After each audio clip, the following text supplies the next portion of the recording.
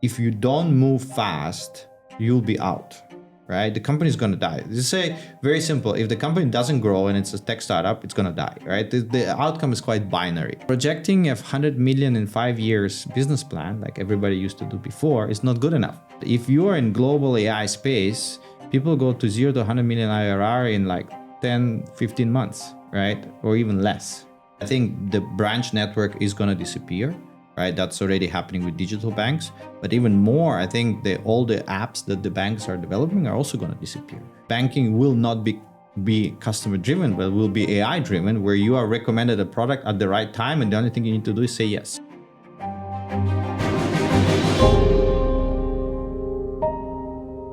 Hi everybody, and welcome to a new episode of True Founder Stories. This is a show where we talk about founders' personal backgrounds and discuss fintech, AI, and cross-border expansion. With me today is Ilya Kravtsov, who is one of the co-founders of Rinkas. As you mentioned, our show is about fintech, AI, and cross-border expansion. This man is doing it all. Ilya, thanks so much for being on the show today. Thanks, Felix. Good to have you. Let's start learning a little bit about Rinkas. What do you guys actually do? So Rinkas, we started roughly about 4 years ago, and the premise was, we looked at different sectors within the fintech space. We found that there was a big gap around home ownership in Southeast Asia and particularly Indonesia, where one of the key indicators was the mortgage to GDP ratio, which is very low. In particular for Indonesia is below 3%. Right. And then we started we thought that was a bit really an odd indicator if we compare to more developed markets like US and so on, where it's like 50% and above. So we started really digging deeper, understanding, why this problem persists and what can we do to facilitate that. Right. That's how we kind of kicked off everything. And we went through a lot of exercise of really talking to the large players from both on the bank side and property developer side to understand what was the issue and how could we unlock and increase that indicator, right? So that's how Rinkas more or less started around 4 years ago. Obviously, you've secured over $10 million in funding in a time where in Indonesia, very few other players were actually able to raise. What's the new direction that you're taking with Rinkas now? I think it's a natural evolution. So I think the way I look at startups is you always have it's like a steps approach, right? So you start a business, you have certain assumptions, you need to prove those assumptions or disprove those assumptions, and then if everything goes well, you experience like a good growth. And that's what we went really when we started the business. We partnered with large property developers. So that was actually our growth hack, where we secured large volume, right, of inventory. And then that unlocked us all the relationship with the bank partners, right? Because as a startup, it's very hard to go and convince the banks to work with you, right? Right, of course. But by having very large supply, we managed to get those relationships. And literally, when we kicked off the business, we went from zero to in 18 months for more than $1 billion of transactions through our system. So basically mortgages dispersed. And that was a really, intense and great period. And then we've been, continuously thinking, okay, what is the next kicker of growth? How we can grow this further? And of course, as a founder, there's different avenues that you can take. For us, we always, we're quite an international team. So we always thought that the business will be more than just one country, right? But we wanted to make sure that in that one country, it kind of works. We become the market leader. It's like we already know the ins and outs on and the product is also mature. So that's where we got into the stage in Indonesia. Indonesia, we are by far the number one in this space. So we're the largest mortgage infrastructure platform in the country. If we were a bank, we would be probably in the top 5 banks in terms of volume of mortgages that's going through us. So I think that is something that we are proud of. And it was a lot of work. But of course, we're always hungry for more growth, right? So I think the avenues that we decided that going to unlock us more growth is one is the international expansion. So we're already generating revenue from Middle East at the moment. And the second one is also, during this past 4 years, the whole world went through a technology revolution, right? Yeah. And it's still going through, definitely, right? And this is something that we cannot ignore. And this is the second avenue for growth for us. It's, going more towards the AI approach. And you previously actually said that founders often go where funding flows. Do you find yourself going in that direction with Rinkas itself, or is it sort of a natural progression for you? I would say it's not as straightforward in that sense, but of course you want to be, I mean, let me backtrack a little bit, right? So you want to be in general, and that's regardless startups, you want to be in a place where there's a lot of excitement, there's a lot of optimism, there's a lot of things happening, right? Regardless of what do you do, right? Regardless of your job, actually, right? So in that sense, if you're a startup, you want to be in a place where there's a lot of new technological innovation, there's a lot of investment happening around that, there's a lot of excitement, there's a lot of push from the government, right? So you always seek that kind of ecosystem,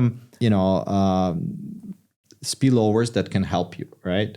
And that is naturally that anybody would look for, right? So we also look for that, and we experienced that early on in the days in Indonesia, where it was really booming and growing very fast. And we see some of this in other parts of the world now. In the US, of course, in the AI space is growing really, very fast. I would say in the Middle East before the war, and hopefully it's going to be solved soon, it was also really growing from the investment and perspective and AI investments as well, right? So that's kind of like a natural, I think, evolution that anybody in any business would look for.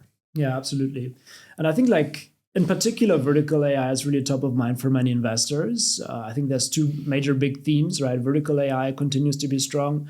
The other is sort of AI native services. Yeah. And a lot of the large investors have been talking about this.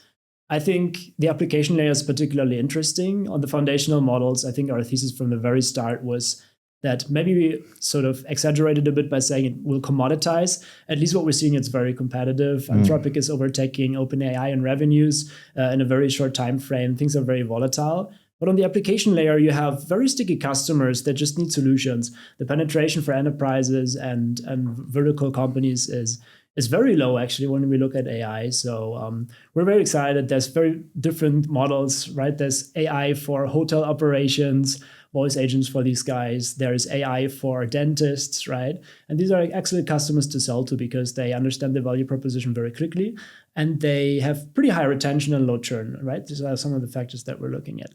What are the opportunities that you see in fintech for vertical AI? We've thought, of course, about it internally a lot. And I think I have also a personal view on the battle between LLMs and, the so-called apps layer and so on. And I think just to give you a bit of a historical background. So when I started my first job, iPhone 1 just came out, right? So that's I'm not that old, but when people think about iPhone 1, is like for somebody is like history, right? Yeah.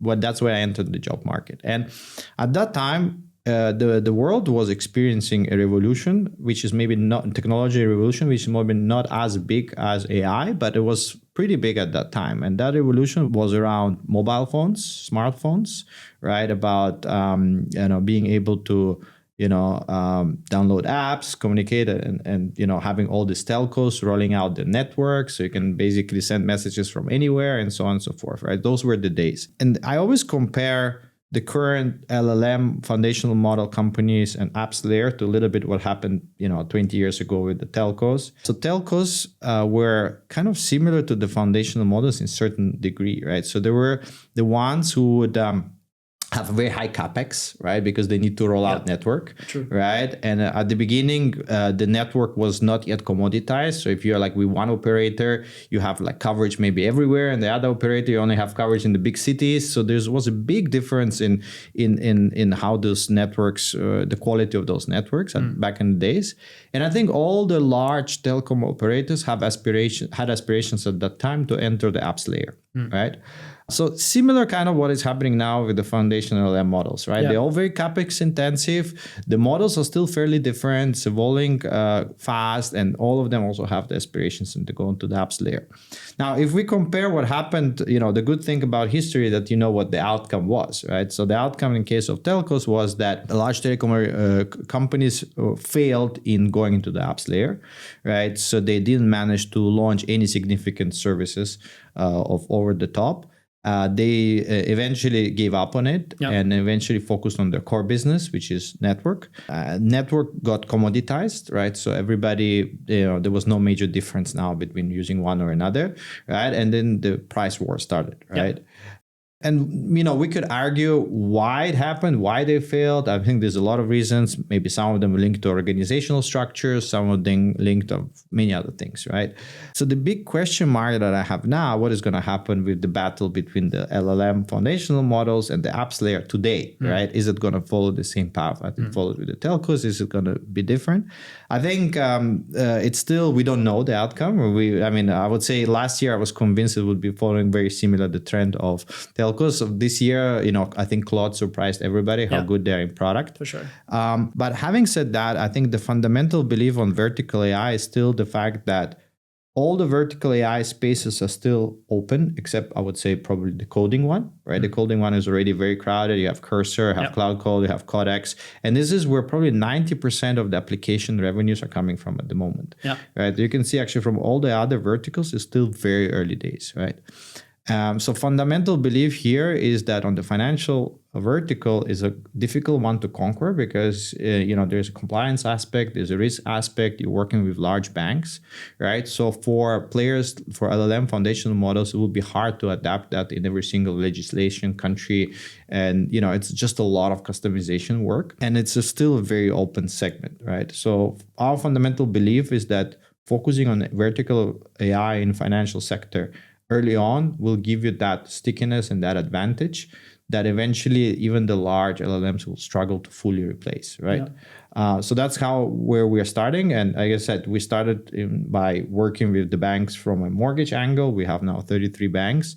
And I think now we're going more and more into that vertical AI aspect. Yeah, and it's pretty interesting because Sam Altman also provided that analogy where he says he's going to be like a utility provider, like electricity or water, and people will use those large providers and those vendors like they now contract electricity or anything else. And that will be the same for intelligence. But I think it's worth talking about the different technologies as well that will kind of drive this whole change, because I think the first thing that we saw is 2022 when conversational AI really came to light. 2024, arguably with Whisper and 11 Labs, etc. Voice AI became really dominant, and that's also another short-term inflection point, which enabled a lot of these business models, as I mentioned, for dental clinics, receptionists, for hotels, concierge, and all these different things. And then 2025 is really where computer use agents kicked in, and suddenly you can use classic and traditional ERPs and connect them to modern systems, because now the computer use agent can basically cross that bridge that used to be just impossible with APIs, because APIs kind of sucked and weren't really built out. And to a large extent still aren't for many verticals. What are the specific technological elements that you're adopting for Rinkas right now? And what do you think is most exciting in terms of shift? There's a few things, right? One is the trend that we see now for what we call the apps layer companies, right? So the trend of the apps layer company, I would say maybe last year, and it's evolving extremely fast, right? Last year would really focus on customer acquisition, focus on UI, UX, focus on all that, right? Now, I think the trend that we see this year of apps layer companies is, and we can take some examples like Lovable or, the hyper growth companies. I think what they realize, and also similarly happened to Cursor, is that they successfully managed to capture a large amount of customers, but they're still relying on, the Anthropics of the world, right? For their LLMs, right? And that is becoming more and more of a friction situation. And we've seen that happen with Cursor and Cloud Code, right? That's a very, very simple example. And this is just in one vertical, right? So now I think Lovable is the next vertical where we already see Artifact inside Cloud workspace is really getting there, right? So the question is, so the trend that we see now is that a lot of those, I would say, app layer companies don't want fully rely on, the Anthropics of this world, but they're actually looking at taking the open source Chinese models and doing additional RL on top and making their own, right? So I think that is like the high level trend we see, right? From our perspective, I think, of course, doing RL is kind of expensive, right? So I would say we're not yet as far in that spectrum, right? But where we are at the moment is we have an AI orchestration level that definitely, so we are at the iteration number 3. So our first one was RISA 0.0, then we have RISA 2.0 and RISA Next is coming. I think our internal evolution within the company is we started with a very simple one model, OpenAI based our internal AI. And we are now understanding that one model, of course, it's not sustainable from both cost perspective, but also, other models have other functionalities that are better. So we're launching a multi-model platform where we can use and orchestrate depending we want. This is more on the LLM side. What we're also focusing, we understand that different clients will have different needs, right? It's a multi-tenant type of approach, right? And you want to make sure that these needs are catered very quickly on the fly, right? So if you want to launch, let's say, a financial AI for a certain type of high-value customers, you want this AI to talk in a certain way. Yeah. Right. Because they're, high value customers, they want to talk about certain topics. They want to have a certain way that you interact with them. Right. So we want to enable that. And then most important thing, you also want to make sure that your AI gets always better. So the eval techniques are extremely important. And that's what we are really focusing on. So that with this multi-model, multi-tenant, which becomes a lot of different variations, you can always assess them and the model can auto-improve yourself, right? So that's the core focus now. So as you can see, from very simple kind of like one model, one AI approach, you're getting to multi-model, multi-tenant and multi-eval approach, right? So it becomes a lot more complex, and that you need to adapt to the realities of large banks, right? Where the compliance and so on kicks in. Definitely, and maybe help our listeners understand what are the concrete use cases for Rinkas that are live now and what you're planning for the future in terms of interaction. So on the financial sector, as I said, we have access to 33 of the largest banks, and we're talking, largest banks from Singapore. We work UOB or CBC. We work with ICBC. We work with CCB, so largest bank from China. Maybank, CIMB from Malaysia, Indonesian banks, BCA, Mandiri, and so on. So we have a good spectrum. Now, what we've realized is that, and essentially traditionally, we've been providing like financial infrastructure mainly for collateral-based products for those banks. And, we have 1,400 branches like actively every day logging into our platform.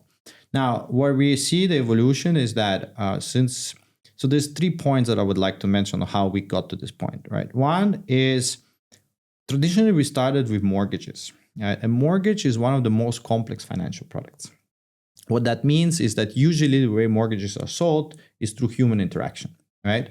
And that was, always the case, even in the SaaS era, right? Even if you have SaaS eras, you're buying a $500,000 house, you need to get a mortgage, you want to talk to somebody, right? That's kind of like, now, I think for the first time in history with AI, this is changing, right? Because where AI is actually good at is in that human aspect, right? It makes you feel you're actually talking to a human. So one fundamental thesis is we've understood that for the first time, banking can change even with regards to more complex products, right? Because let's say on the more like simple products like personal loans or credit cards is already quite straightforward and can be digitized even using the old SaaS techniques, right? So I think what many founders also make mistake, they put AI everywhere where it's needed or not, right? And that's what we didn't want to do, right? So we wanted to make sure that we are going towards the AI direction where AI has a real differentiator, right? And I think in that, in being able to sell more complex financial products, I think that's where the real differentiator comes in. So that's point number one.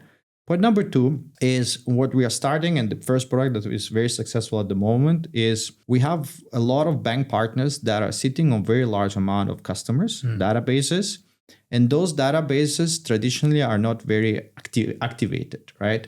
So we have one client that has 30 million customers. And we always ask them, how do you cross-sell or upsell to those customers any products? And they're like, well, look, we do some data analysis and then we try to segment and then we extract some Excel files, and then we pass this Excel files to our branch network and then to our call center. And then the relationship manager in the branch calls them, or the call center calls them and tries to reach out, right? So that's the traditional ways how banks try to, cross-sell or upsell. Now, what we are now successfully doing is says, look, how about instead of using the traditional way of selling, we prove you that AI can do the same with cheaper cost and high impact, right? So essentially what we do is our multi-agent architecture profiles all the customers, segments them beforehand, and then our loan recommendation angel already matches them with a product that would be automatically approved. And remember, those are existing customers, so you already know everything about them, right? And then what we really focus, and the AI focuses on the selling part. right? So not customer service is really selling part, because eventually if you can add the top line to the banks, that's what they really want, right? And banking is becoming more and more contextual. Yeah. So you want to give that offer when you really need it, right? And when you offer it when you really need it, your conversion rates will be going much, much better. Right? Yeah. I think this intersection of proprietary, valuable data and the use of AI, be it chatbots or voice or other means, is where the actual value accrues. Because I see a lot of pages, you go there, there's some sort of AI chatbot. It doesn't really help me because it's basically a glorified lookup. No, agreed. And look, if I want to look a little bit in the future, right? Like before we were talking about digital transformation and the digital bank, I think we need to start talking about AI bank, right? And what does AI bank entail? How it's going to look like? And I have a pretty, firm vision on how I think it's, in which direction it's going. How long it's going to take, we don't know. But I think the branch network is going to disappear, right? That's already happening with digital banks. But even more, I think all the apps that the banks are developing are also going to disappear, right? Because the fact that the customer needs to open an app to request a product, fill in a form, it's very customer driven, right? And I think the banking will not be customer driven, but will be AI driven, where you are recommended a product at the right time, and the only thing you need to do is say yes. Yeah. Right. So that's where I think it's evolving. Of course, we're still far from that, but I think eventually it's going to happen. Now, banks are spending millions building digital experiences, right? Why do they go with you instead of building stuff themselves? First of all, let's just draw the baseline. So the baseline is that AI is still very new, right? The baseline is that nobody's an expert in it, right? Like not even the guys in the Silicon Valley yet, right? It's evolving so fast that today you might know something, tomorrow you might be, completely obsolete, right? So it's growing very fast and nobody knows. Now, what is happening on the banking side? On the banking side, the banks, they have a push from the top to start using AI, right? And that is very clear. Now, to develop their own, right, and to really understand, you need to build certain capabilities, which usually actually the bank's IT capabilities are very limited, right? Banks are not tech companies, right? Let's be honest. Banks are companies that are managing risk, and they do it very, very well, right? But they're not tech businesses, right? So the first thing is, banks are looking for players that they already have trust with. Right, they already used in the past, right? Because for compliance reasons and so on and so forth, right? So for us, the reason number one is we already have access to these banks, and they're really been using us for the last 4 years. So it's very easy to understand what the issues are, and they're easy to have that trust element, right? The second one is, of course, you need to prove that it works, right? And with us, with relatively limited effort, we can basically make a business case out of it for them, right? So you don't need to go shop around, do RFPs and reinvent the wheel. You just have, somebody can call, they come, we try it out for 2 months, it works, great, right? So it's just a quick win with an established and trusted player. That's why they use us at the moment. Yeah. I want to talk a little bit more about your personal history as a founder as well, because you're actually an entrepreneur that has started multiple companies. At what point did you feel like a serial entrepreneur? And how did your self-perception as a founder change over time? I started my first company. I wasn't uncertain whether to do an MBA or start a business, right? But I thought I already had 2 masters. I thought, okay, MBA is probably an overkill. And I was already in consulting, management consulting. So like majority of the people after MBA go to management consulting. So I'm like, maybe that's not the right way, right? So I started my first business just because I wanted to learn, right? And I said, okay, instead of wasting money and doing an MBA, I will put the money in and build a first business, right? So that's how it kicked off, right? Really. Now at my third business, and of course I've been doing it for almost 15 years, so it evolved, right? So the evolution here is that now, I see building companies more of a profession, right? And what I mean profession is that eventually you reflect on your career and you think, okay, what I'm good at, right? And some people are good at, being a doctor, giving cures to people, right? Some people are good at, doing accounting, right? And I think, what I've probably specialized, and I think I'm okay in going to that 0 to 1 phase, in going to adopting the new trends, the new technologies, and really discovering, problems and how you can solve them with the tools that are available out there, right? So that's how I see myself now, right? It's just, that's kind of the evolution from really the first days with just like learning to kind of like seeing that this is my profession. I also think that in past formats, you've said that you're chasing growth and milestones a little bit more as a first-time founder. How has that changed over time? How do you kind of look at yourself now? I think when you start the first time, you think you know the concepts, but in reality, you don't fully grasp the concepts, right? Things like market size, things like you think that everything is a big market size, which is totally not true, right?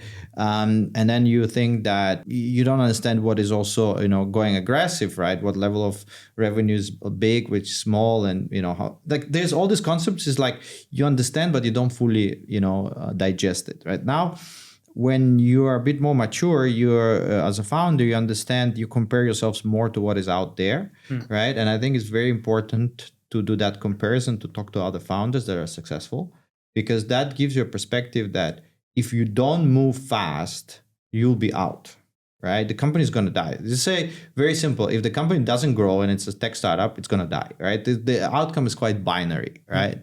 So, and as I said before, there's always a step-by-step approach. You experience the growth is great, but you cannot ride on that growth forever. You need to have that second level of growth, that third level of growth, et cetera, et cetera, et cetera.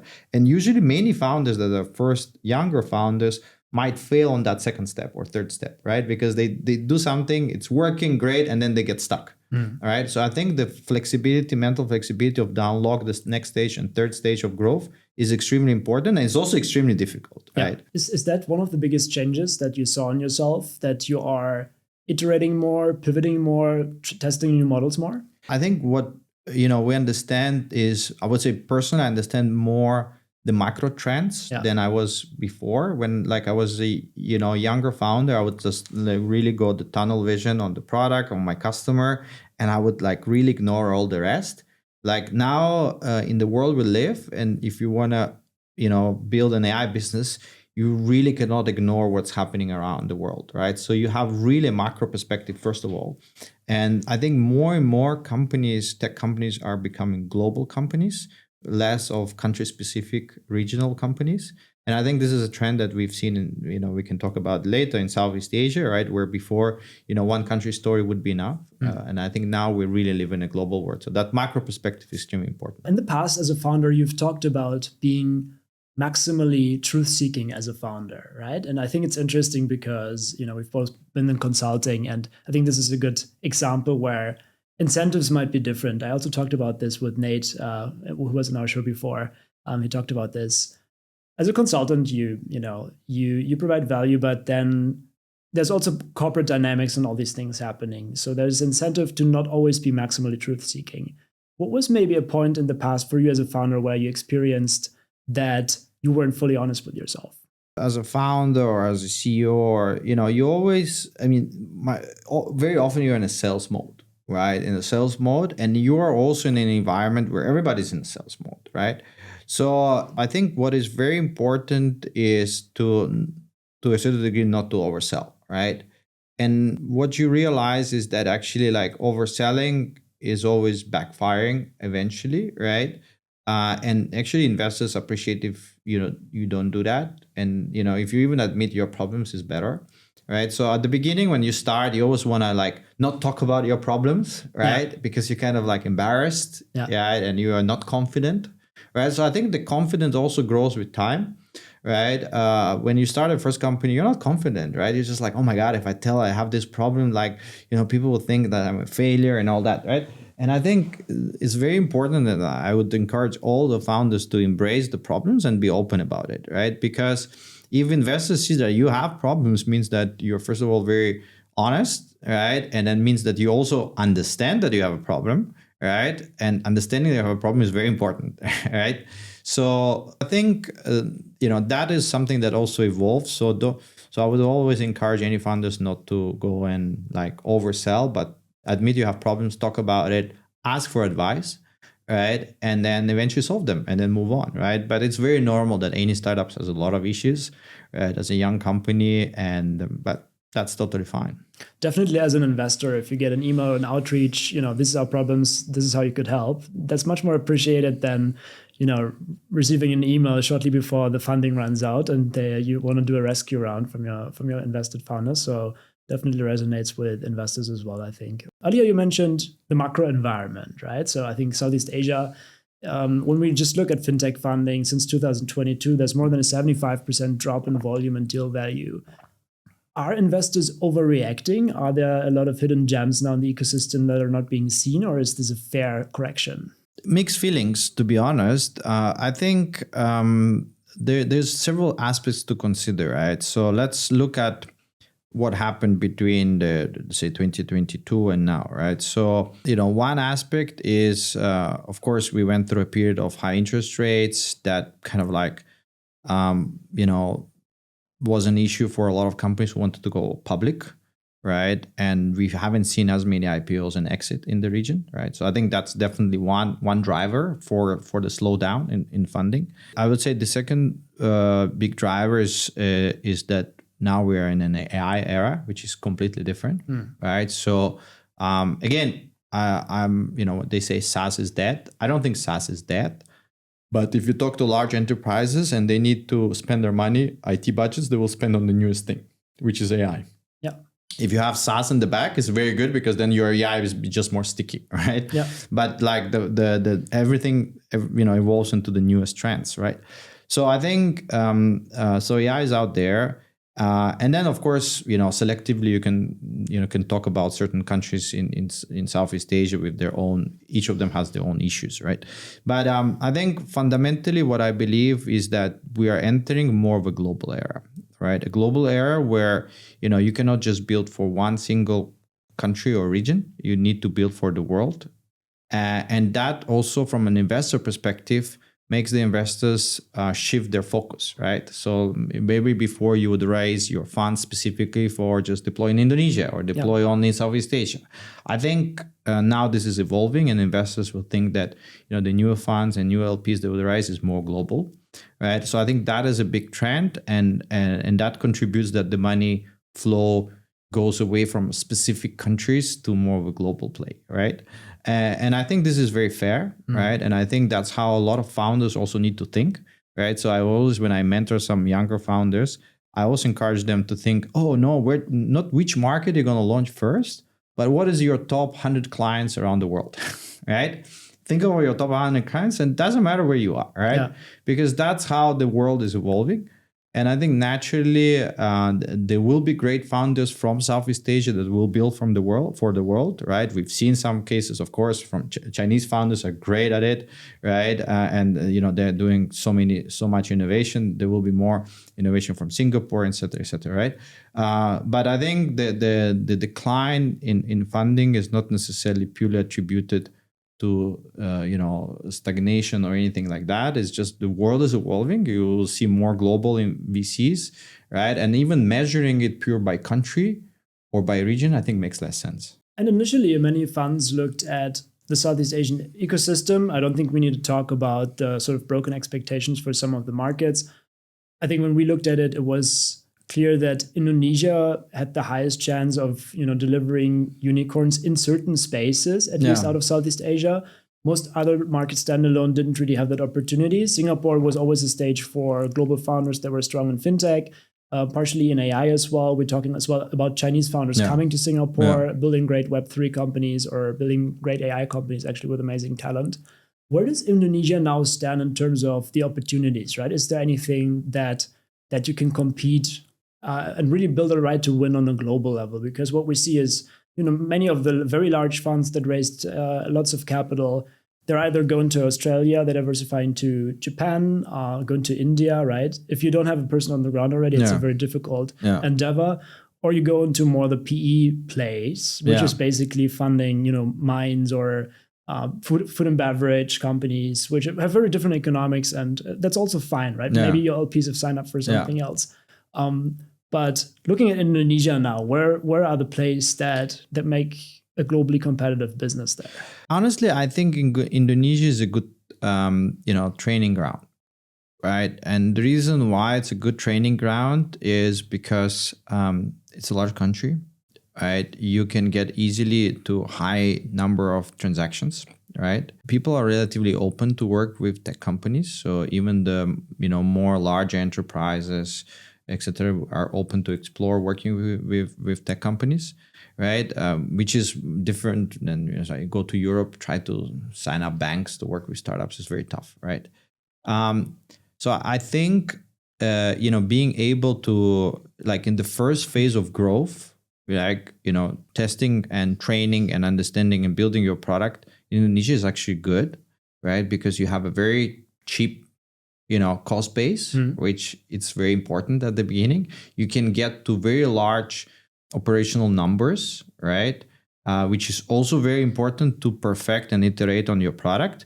You can even get to, good brands in terms of like large enterprises that are present there that will work with you, right? Where I would say it's more challenging is that the purchasing power is still low, right? And that's why it's inevitable. Like if you are, start the business there, you gain success, you establish your leadership there. It's very important to think on how this is going to evolve, right?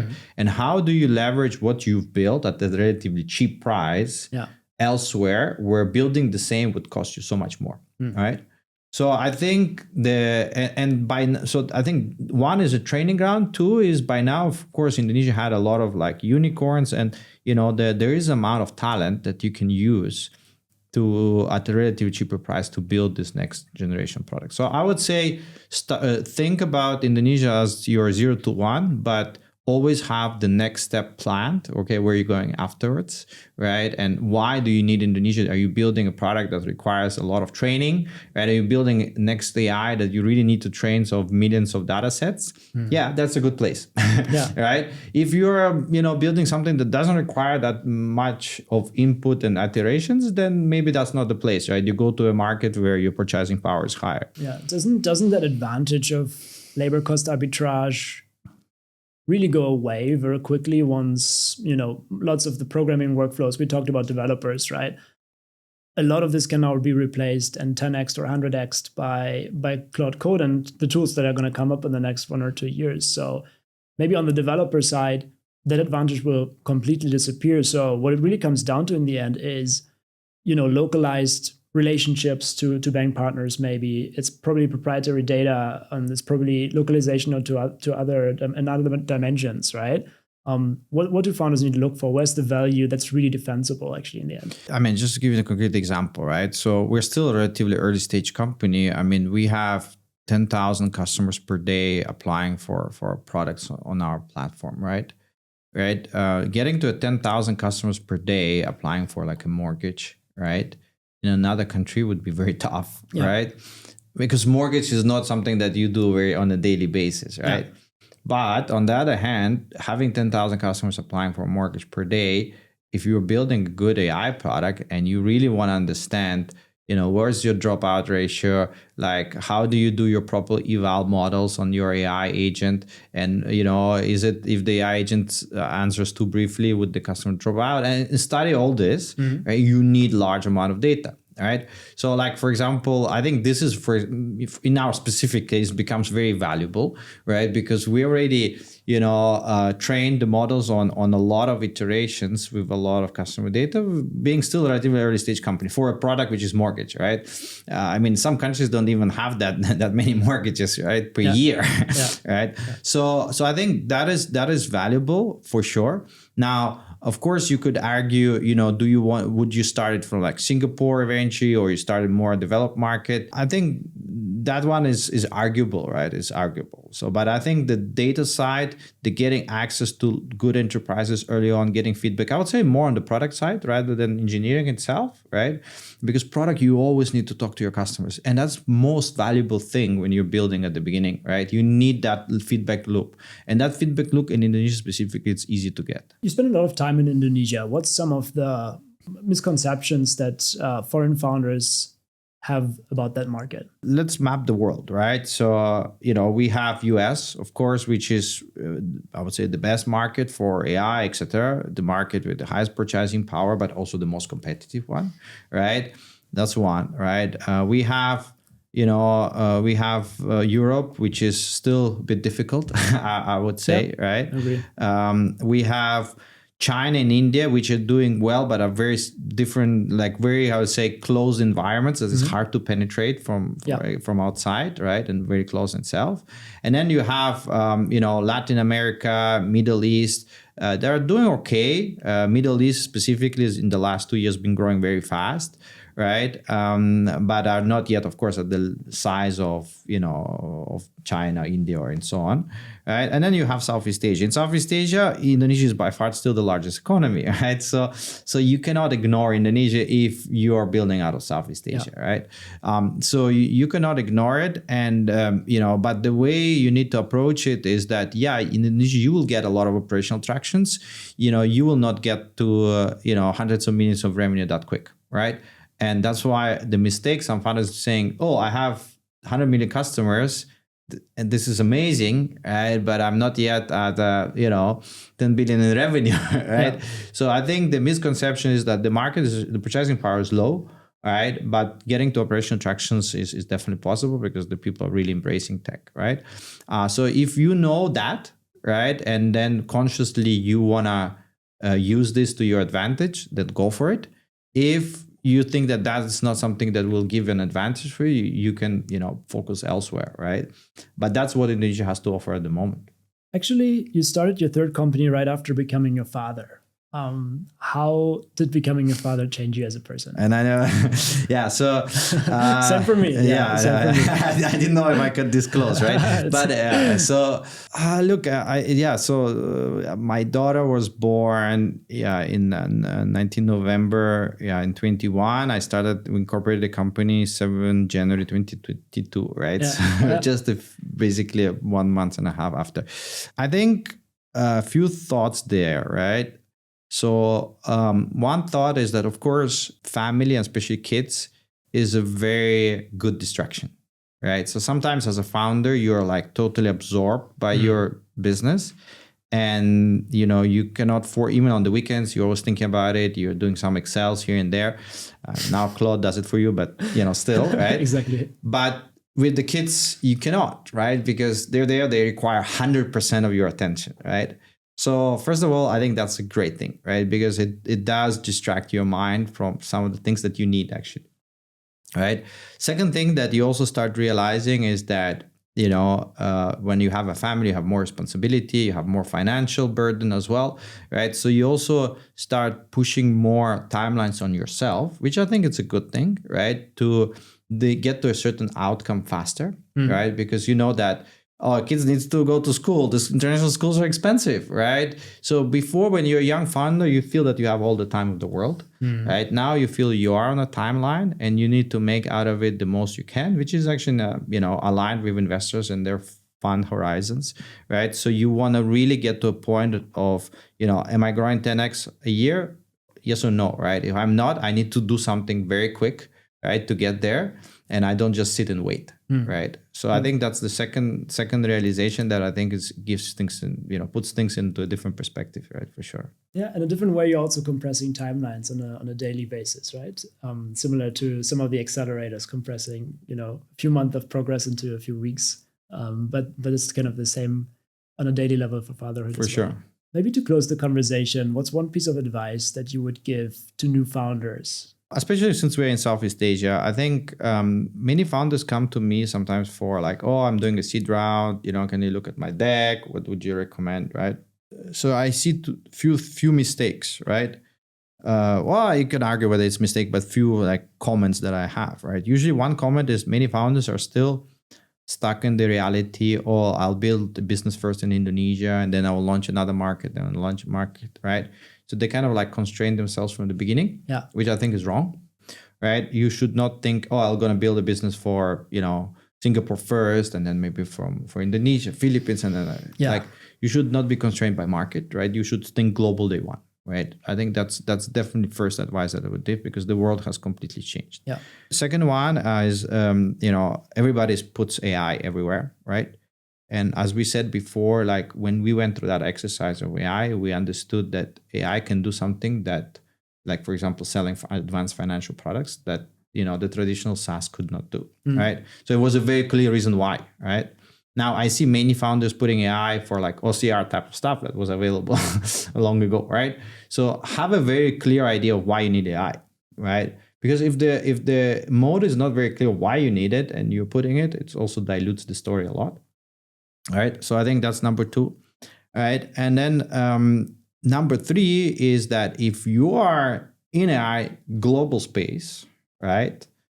You need to understand that you're in a hyper competitive space where the expectations on your growth are insane, right? Projecting a 100 million in 5 years business plan, like everybody used to do before, is not good enough, Yeah. right? So you really need to understand that if you are in global AI space, people go to 0 to 100 million IRR in like 10, 15 months, right? Or even less. So the level of growth and aggressiveness is very different, right? So I think those are the three things that I see people are still stuck a little bit in the past, right? They start with smaller realities. They just put AI because it's sexy, and then they like project something like that is, I would say, conservative based on the assumptions, right? But they don't think that big, and they don't think that in the AI, it's at the end of the day, if you don't grow at crazy rates, it's just going to be out. Yeah. Harry Stabbings at 20 VC said, in the past, you used to grow 2 to 3x a year, right? That's actually also the SaaS funding napkin, Correct. some of the common knowledge there. Now you need to be, 10x or more. Does that mean 2 to 3x in Southeast Asia, you no longer have a chance to get funding? I think it depends. I think in Southeast Asia, we see some VCs are, bridging the PE VC world, right? So I would say many are going from like being a VC to more of a PE approach nowadays, right?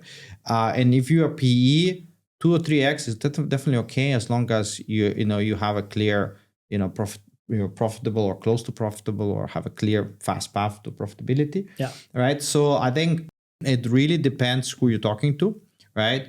Now, of course, if you are growing 100x, you don't even think about margins, not even profitability, right? Yeah. So I think it's really, you need to understand what type of business you're going to build and what investors you're going to appeal to, and what is your personal ambition, right? How big of an impact you want to create, how big you want this to be.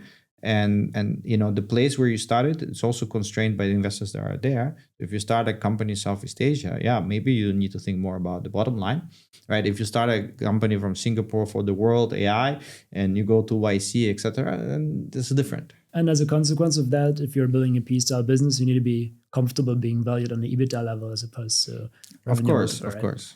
Fantastic. I think that's all the time we have for now. Thanks so much for joining, and see you guys next time. Thanks, Felix. Thank you.